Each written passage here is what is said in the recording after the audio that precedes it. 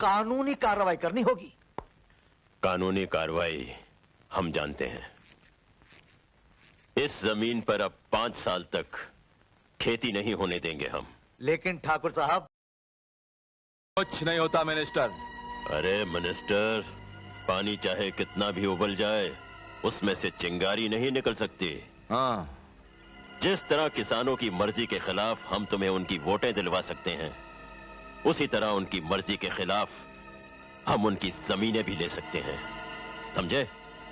जी समझ गया। आज के बाद किसानों को अनाज हम देंगे। हमारे गोदामों में बहुत अनाज है।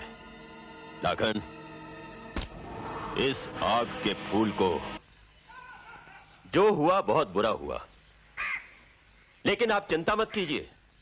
जब तक आपका ठाकुर जिंदा है, इस गांव का कोई भी आदमी भूख से नहीं मरेगा। हुजूर, हमारे खेत खलियान सब चल गए, सब चल गए। देखो भाइयों, ये खेती तो एक बच्चे की तरह है जिसे कोई ना कोई बीमारी हमेशा लगी ही रहती है। कभी सूखा, कभी बाढ़, कभी आग।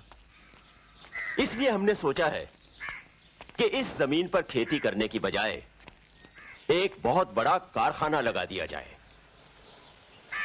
आप लोगों की जमीन होगी, हमारा रुपया होगा, बराबर का धंधा। जब तक कारखाना तैयार नहीं हो जाता, खाने के लिए आप लोगों को अनाज मिलता रहेगा, और कारखाना तैयार हो जाने के बाद आप लोगों को काम मिलेगा, तनख्वाह मिलेगी और फायदे में बराबर का हिस्सा।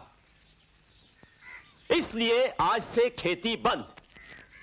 आप लोग देखेंगे कि कारखाना बन जाने के बाद यह गांव गांव नहीं रहेगा, बल्कि एक शहर बन जाएगा, और आप लोगों की जिंदगी में खुशहाली ही खुशहाली आ जाएगी। ठाकुर साहब की जय।